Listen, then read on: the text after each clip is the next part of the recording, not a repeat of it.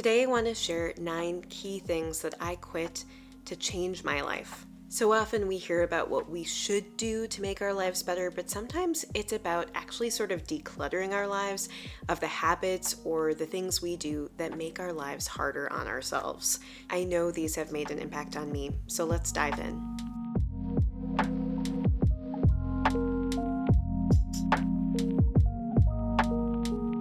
The first thing I've stopped doing, or at least mostly stopped doing, is collecting or buying things just because they're free or a very good deal. I've just been a little bit better at saying no when people are offering hand-me-downs or things for free. I think I first developed a sort of addiction to free stuff when I was in grad school. I was making about $25,000 a year and living on that in a major city. And so anytime I could get my hands on anything free, whether it was like free pizza, maybe in the grad school lounge, or some kind of free cup or mug or whatever it was, I was like, give it to me.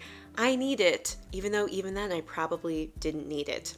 And I also think it's understandable sometimes if you're struggling with money or facing real financial challenges. Obviously, finding a good deal, getting something for free, it makes total sense. This isn't judgment toward getting a good deal. It's more about collecting just because it's free or a good deal. I feel like a lot of minimalists tend to talk about decluttering, but to me, the most important piece is being aware of what we bring into our homes. A second one is that I've stopped engaging with people or social media accounts that give me an icky feeling for bad reasons. And I add the for bad reasons because sometimes new experiences or meeting new people or throwing yourself in the deep end can be good, even if you feel a little anxious or icky about it. But what I'm talking about is feeling icky every time you see someone on a social media account post something because their messaging is somehow damaging or destructive to you. Like the ones that are about hyper productivity that make me feel like I'm never productive even when I'm working really hard. Or maybe there are accounts that are constantly showing selfies that somehow make me feel bad about my body or make me feel like I should have different standards for my body. Part of this, I think, is connecting with our internal reactions to things and recognizing what's potentially destructive to us. A third thing I've stopped is saying yes to things purely out of obligation. It can be little things like as simple as saying yes to a dessert just because somebody made it, but I'm already full and don't really want it, to bigger, longer-term commitments that just aren't in line with the life I want to be living. I talk about it, I know, all the time, but I think a great example for me is switching careers from clinical psychology to doing some videography, podcasting, and video work here on YouTube. It was really hard to say no to that past life, to an entire career path that I had worked for years, but I'm so glad that I was able to pivot and move towards something that just feels like a better fit. And now I'm going to take a quick break to talk about the sponsor of this video, but don't go away because some of my most impactful examples are later on in this video. I also think the sponsor is very relevant to the topic of this video. Basically, if something is interfering with your happiness or keeping you from achieving your goals, there's something you can do about it. Regardless of whether you have a clinical mental health problem like depression or anxiety, or if you're just a human going through a hard time, therapy can give you tools to approach life in a very different way. I know this as someone who delivered therapy and treated people for years. I saw people transform their lives, even people who were skeptical of therapy or felt like maybe I shouldn't be here because I don't have the biggest problems in the world. Sometimes those were the people that saw just massive changes where they felt more fulfilled and just plain happier. And so that's why I'm so excited to tell you about today's sponsor, BetterHelp. BetterHelp's mission is to make therapy more accessible and more affordable. BetterHelp is a platform that makes finding a therapist easier because it's online, it's totally remote, and by filling out a few questions, BetterHelp can match you with a professional therapist in as little as a few days. It's easy to sign up and get matched with a therapist. There's a link in my description. It's betterhelp.com/sliceoflight. Clicking that link helps support this channel, but it also gets you 10% off your first month of BetterHelp so that you can connect with a therapist and see if it helps you. And what's nice is that if you find you don't really fit with a therapist, you can actually very easily switch therapists without having to worry about things like changing your insurance or network or anything like that. So if you're struggling, consider online therapy with BetterHelp. Thanks again to BetterHelp for supporting the channel. A fourth thing I've stopped doing is buying things purely for other people's approval.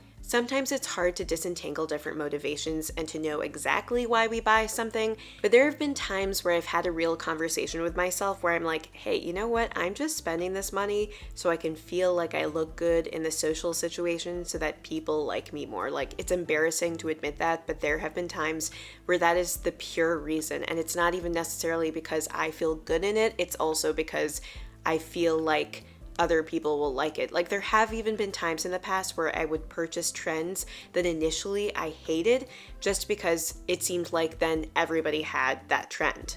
I guess what I'm saying is now when I buy things, I just try to think a little bit more about really why am I buying this? How will it benefit me? How is it going to improve my quality of life? And maybe it is something frivolous, but I want it to be frivolous for sort of the right reasons, not purely just to impress other people. A fifth thing I've stopped, and I mean, I'm not always perfect about this one, but I feel like I've gotten a lot better, is I've stopped questioning my value.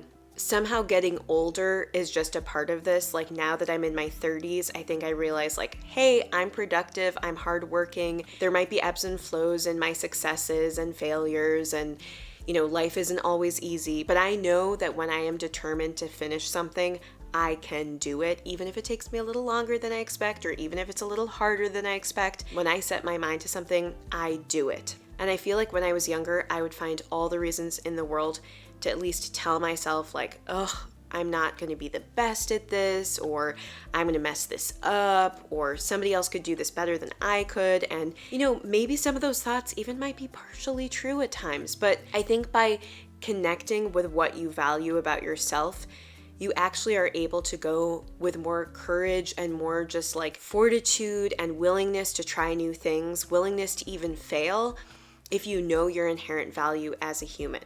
At least now I'm a little more willing to speak my mind because inherently I know that I have a perspective, I have something to bring to the table. I might not always be right, but sometimes even when I bring up my thoughts and someone says, no, I think you're wrong for this or that reason, at least I learned something. And just because someone feels intimidating to me or feels like they know better doesn't necessarily mean that that's true.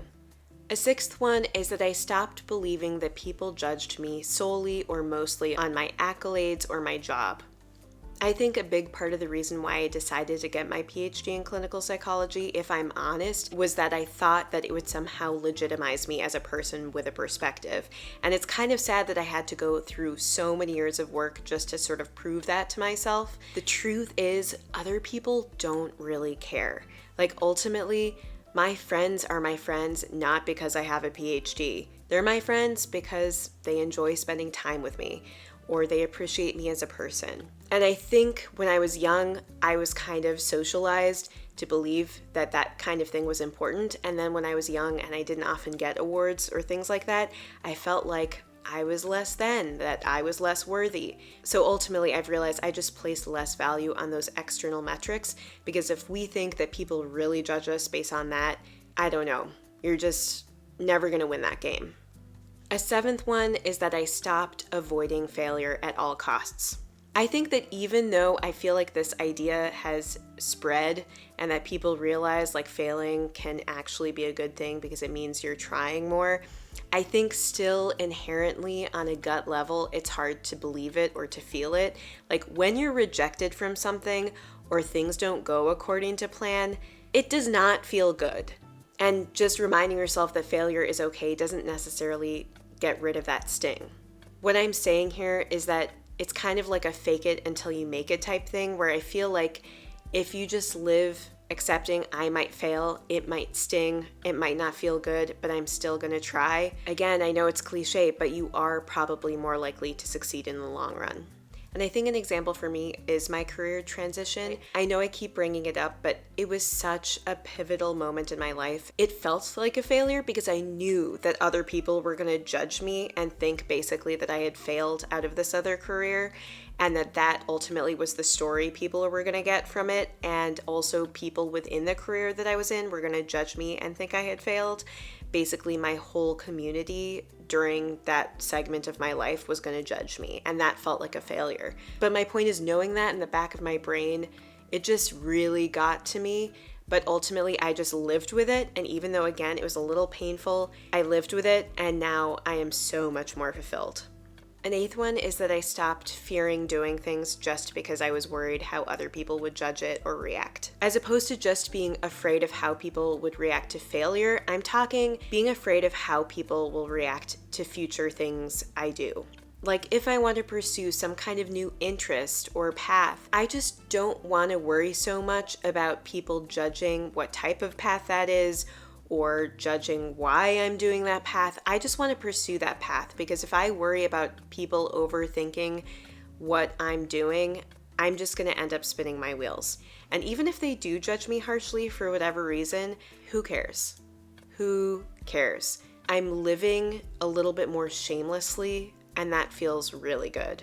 A ninth one is that I've stopped giving much weight to random negative thoughts. And of course, there are moments where I feel bad, I feel guilty, I feel bad about myself, or I feel insecure. It's not like I'm never insecure anymore, but I just mean when I have a thought that's negative, I don't allow myself to give it that much weight. Maybe if I start to, I'll stop myself and say, hey, Aylin, you don't need to listen to that thought. That's not going to be helpful here. And I think the clincher for me in being able to do this is, again, recognizing a thought as just that, a thought.